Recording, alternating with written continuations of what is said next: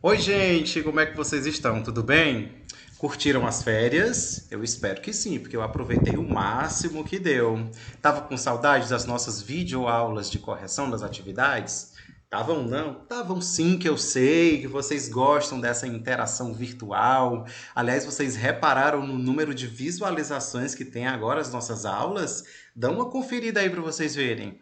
Tá massa, tá divertido, muita gente está assistindo. Isso significa dizer que tá bom, né? As pessoas estão conseguindo compreender. E se você é meu aluno, por favor, né, comenta, curte, se inscreve no meu canal, você vai acabar vendo as nossas videoaulas antes de todo mundo se você se inscrever. E se você é professor e estiver utilizando essas correções nas suas aulas, saiba que eu estou tirando essas atividades do livro, né, o Conexão e Uso, né, de Língua Portuguesa do sétimo ano. Essas atividades, elas foram adaptadas porque elas eram muito longas e como essa aula, né, essa videoaula de interação aqui pelo YouTube precisa ser curta, eu dei uma adaptada para não ficar muito longo, não falar muita coisa, tá bom? Nós vamos hoje falar sobre o gênero cordel e também falar sobre uma reflexão sobre a língua, que é a variação linguística, tá? Essas atividades, você, tanto aluno como professor, pode encontrar o cordel na página 136 e a variação linguística na página 149. Você pode fazer a atividade também no seu caderno, né? Acompanhando, né, pelo livro e copiando no seu caderno, tá bom? Então vamos lá para a atividade, vamos falar um pouco mais sobre essa literatura que eu amo, né? Que é o cordel. Já ouviu falar? É uma literatura que fala muito sobre a região nordestina, que é onde eu moro no Ceará. Então aqui a gente tem o hábito de ver cordel desde que nasceu, que é uma literatura feita em versos, que retrata bem, né, a vida do sertanejo, né, as dificuldades e as alegrias, transformando isso tudo em poesia, né, e também com um jeito todo especial de falar, que é o jeito nordestino de falar. Porque, afinal de contas, nós sabemos que no nosso país, que é gigante, né, de tamanho continental, as pessoas não falam todas iguais, né? Sabemos que no sul, na região sul, se fala de um jeito, de um sotaque diferente do Nordeste, que é diferente do Norte, e assim vai. Tá? Essa literatura retrata bem essa região da qual eu estou falando, que é do Nordeste, tá bom? Então vamos para a atividade, né? Já que eu comentei assim por alto sobre o que é isso. Aqui tem a leitura de um texto, né, que tá também no livro, e eu vou fazer ela bem rápida com vocês. Mas antes eu vou dizer aqui para vocês, né, essa introdução que também está no livro. Ó. No Brasil há uma tradição de narradores e poetas que em prosa e verso falam do povo, de seu cotidiano, né, de seus problemas, suas tristezas e alegrias. Nessa unidade, que é a do livro, tá, vamos tratar de literatura popular, começando pelo cordel, que é uma manifestação cultural que se desenvolveu de um modo muito rico, principalmente no Nordeste, tá? Sendo ainda hoje conhecida e praticada. Né? Leia o cordel a seguir e conheça um pouco sobre este universo. Tá bom? Durante a leitura, você, se tiver alguma dificuldade com alguma palavra, vocês estão com o celular aí na mão, pesquisa no Google. Hoje em dia é tudo tão mais fácil, tá bom? Vamos lá. A Hora da Morte é o título. Olha só, vamos lá. Esta primeira história me contou o J. Canalha, afirmando ser verídica, se deu em Maracangalha. O conto do carochinho foi com Nelson Cavaquinho que se passou a batalha. O sujeito teve um sonho de um dia em que morreria, do dia em que morreria. Seria na terça-feira, 28 era o dia, do 1º fevereiro. Já estava em janeiro, começou a agonia. No dia seguinte do sonho, procurou a cartomante, que confirmou a história. Ele mudou de semblante, dizendo-lhe até o horário marcado no calendário ali naquele instante. Seria às 23 horas, reafirmou com certeza. O cara saiu dali carregado de tristeza, murmurando repetia: Meu Deus, mas que agonia, mostre-me sua grandeza. E com o passar dos dias aumentava a aflição, ele cheio de saúde e naquela situação: Meu Deus, o que é que eu faço agora? Passava outra aurora e nada de solução. Quando chegou fevereiro, seu peito alto batia. Procurou um hospital e na cardiologia, naquela dúvida infame, fez tudo que é exame, até radiografia. A saúde era perfeita, não tinha nem dor de dente. Ficou um pouco animado, mas ou menos sorridente. Outra semana passou, o calendário voou, deixando-lhe impaciente. Até que chegou o dia daquela interrogação. Foi então dormir mais cedo, mas sua imaginação resolveu naquele instante tomar um duplo calmante. Haja coração. O relógio despertador, em cima de uma banqueta, ele embaixo do lençol, aquela triste faceta, 1 minuto era 1 mês. Olha o relógio outra vez, batendo feito o capeta. Depois, se passar das 11, ele estaria salvo daquela situação, não seria mais o alvo. Mas o tempo é assim, quando quer fazer pantin, não dá nem um intervalo. Passava das 10h30, quando chegou o destino, bateu na sua cabeça, feito badalo de sino. Ali naquele momento veio no seu pensamento sair daquele pepino. Pegou o despertador, atrasou em 4 horas, em seguida adormeceu, feito um anjo na aurora. Isso já faz 20 anos, vivinho e cheio de planos, sem pensar em ir embora. Olha que safado, ele pegou o relógio e mudou a hora, que era a hora que ele ia morrer, e não é que deu certo? Ele escapou da morte? Interessante, né?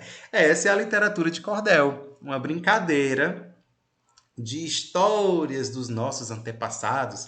Eu sei que você deve ter alguma ideia, ou pelo menos experiência, pode ser que tenha também, de ir para o interior e ali os seus avós, os seus conhecidos mais antigos contarem causos e histórias do passado. É mais ou menos isso que aconteceu aqui nesse cordel, tá certo? Vamos para a nossa atividade, né? E ela começa falando sobre a primeira estrofe. Diz assim, ó. Vamos lá, primeira questão. No início do cordel, a voz do poema fica mais evidente. A voz é o narrador, tá, gente? Comparando ao narrador, tá certo? Leve em conta essa voz e explique a diferença entre a primeira estrofe e o restante do trecho. E aí, na primeira estrofe, nós temos o quê? Lá no início, ó, a gente pode voltar rapidinho aqui, ó. Esta primeira história me contou o J. Canalha. O que é isso? É uma apresentação para você que começou a ler, começar a se ambientar, né, pela história que ele vai contar. Então, o item correto nesta questão é essa daqui, ó. A apresentação da história que será contada, indicando com quem ele ocorreu e quem contou o caso. Certo? Esse é o item correto. Vamos lá, no item B, no restante do cordel, há o quê? Há a apresentação da história. Não, de jeito nenhum. Nós temos a história em si sendo narrada. Olha o professor doido aqui errando o item. Não é a apresentação, mas não. A apresentação aconteceu na primeira. Todo o restante nós temos o quê? Nós temos a história em si sendo narrada, tá bom? Não vão só pelo visual, não. Prestem atenção no que eu estou falando, tá? O item correto no item B é esse. Próximo, item C. Considerando essas duas partes do cordel, responda. Qual é o assunto do poema? E aí? Do que é que se trata este cordel? O poema retrata um homem que, por meio de um sonho e da previsão de uma cartomante, fica sabendo o dia e a hora da sua morte, mas pouco antes do momento final encontra um jeito de se salvar. Não foi isso que aconteceu? Então esse é o item correto, tá bom? Segunda questão. No cordel, a hora da morte, é possível identificar alguns momentos-chave, aquele que a gente vai, né, conduzindo a história. Localize-os no trecho conforme pedido nos itens a seguir. E aí, do início ao fim, como é que a gente vai colocar isso aqui organizado? A situação inicial da história é quando? É quando o personagem teve um sonho sobre o dia em que morreria. É isso que acontece no início, não é não? E aí, qual é o momento do conflito? É quando ele vai consultar uma cartomante que confirma. Primeiro era só um sonho, aí a cartomante foi lá e confirmou. Então ali começa o conflito, certo? Ela confirma a data de sua morte, indicando também a hora exata em que isso iria acontecer. O desenvolvimento se deu como? O homem, cada vez mais aflito, fez o quê para ver se salvava? Foi no médico, fez exames, implorou a ajuda de Deus, tomou calmante, fez tudo o que ele podia para escapar desse problema, né? Foi o desenrolar da história. E aí o ponto alto, o momento que o desfecho acontece. O que é que acontece no final? Né? É o momento em que o personagem atrasa o relógio, ou seja, ele tem a brilhante ideia de atrasar o relógio, que é para ele escapar da morte, e deu tudo certo. Viu? Legal? Fizeram assim? Eu acho que sim, viu? Próxima questão. Considere a estrutura do enredo que você identificou na atividade anterior. Apesar da organização vertical do texto e a que tipo textual esse cordel remete? Gente, olha só, nós temos situação inicial, temos conflito, desenvolvimento, clímax e desfecho. Nós estamos falando dos elementos de uma narrativa. Vocês já aprenderam isso antes, né? Nós não estamos falando de descrição, não. Esses elementos aqui compõem os elementos de uma narrativa. Tá certo? Ah, essa vocês acertaram, certeza. Quarta questão. Analise agora o final dessa história. O cordel termina como pareceu indicar no início da história? Claro que não. No início eu pensei que ele fosse morrer, já estava tudo combinado, tinha hora, data, tudo certo. Eu pensei que ele não fosse escapar. Então, não, né? A profecia não se cumpriu e o homem viveu tranquilo pelo resto da vida. Certo?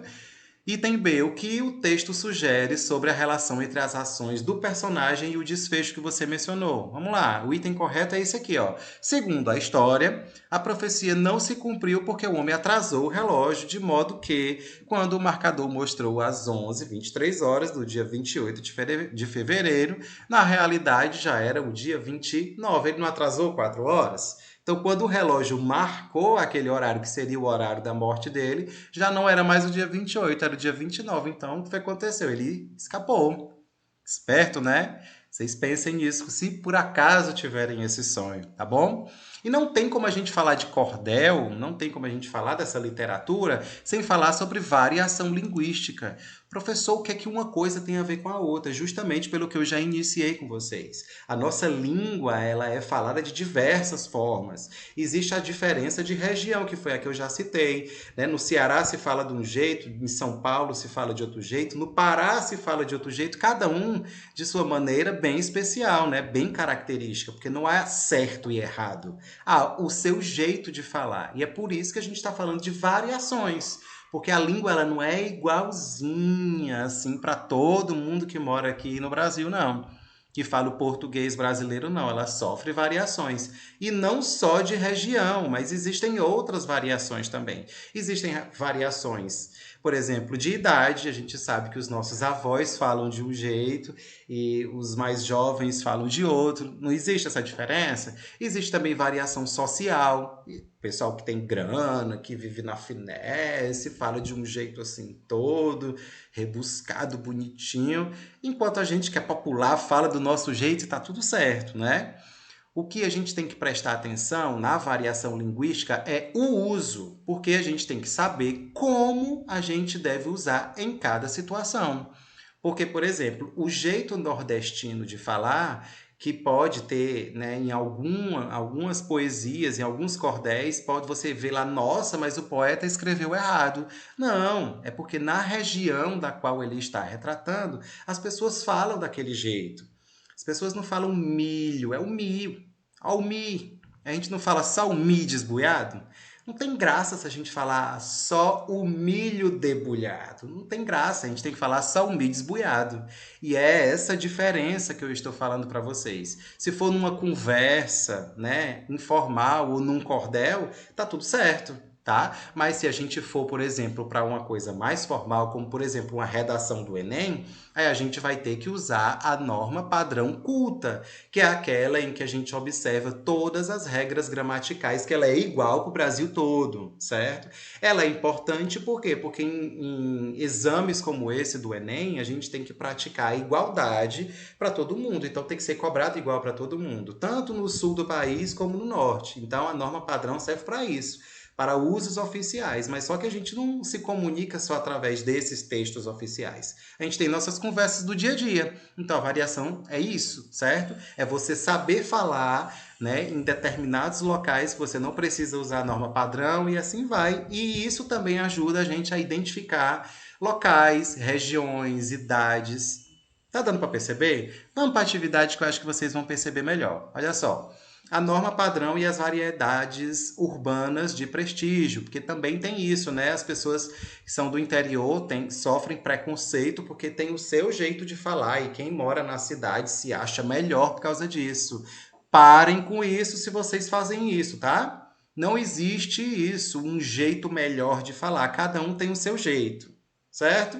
E não há nada de errado nisso. O que a gente chama de variação linguística é isso. Cada um tem seu jeito de falar. Tá bom? Vamos lá, leia o poema a seguir, primeira questão. Escrito por Oswald de Andrade, poeta e intelectual que lutou pelo reconhecimento da língua portuguesa do Brasil. Vício na fala. Para dizerem milho, dizem mil. Para melhor, dizem mior. Para pior, pior. Para telha, dizem teia. Para telhado, dizem teado. E vão fazendo telhados. Percebem?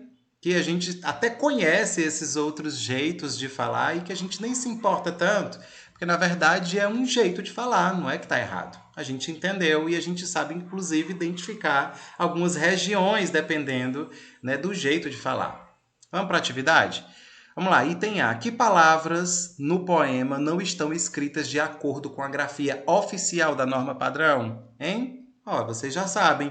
Mió, mio, peó, pió, teia. Essas é que não estão lá na norma padrão, né? Essas foram as que sofreram a variação linguística. Item B. Você acha que para Oswald de Andrade falar dessa maneira diferente era um problema? Justifique sua resposta. Claro que não, né? Ele na poesia dele só queria mostrar que existem outros jeitos de falar e que tá tudo certo, viu? É para isso mesmo que a gente está aqui falando sobre variação linguística. Não tem nada de errado nisso, tá? Principalmente se você estiver utilizando isso de forma literária, né? Numa poesia. Aí é que não existe mesmo, tá bom? E aqui vocês devem ter lido, tá bom? Explicando mais sobre o que é norma padrão e essas variedades que podem ser urbana ou pode ser rural e assim vai. Vamos para a próxima questão. Releia o último verso no poema Vício na Fala. Item A. Fazer telhados é algo que exige habilidade? E aí, você acha que é fácil fazer um telhado? Claro que não, né, gente? Exige sim, muito. Exige planejamento, força, destreza física. Esse é o item correto, tá? Não é qualquer pessoa que chega lá e faz, não. Tá bom? Então, analisando a poesia, o que é que você acha que ele quis dizer com isso, hein? Pense. Item B. Indique dentre as opções abaixo apenas a conclusão sugerida pelo poema. E aí? O item correto é aquele que diz que o valor de uma pessoa não está na variedade linguística em que emprega. Então você não é nem melhor e nem pior por causa do jeito que você fala. Certo? E aí, gostaram? Fizeram assim? Acertaram tudo? Eu espero que sim, espero que você tenha aprendido também, tá bom? Se você não curtiu, curte, não deixa de curtir não, comenta que eu vou tentar responder todo mundo o máximo que eu puder. E se ainda não tiver inscrito, a hora é agora, tá bom? Beijo pessoal, até a próxima. Tchau!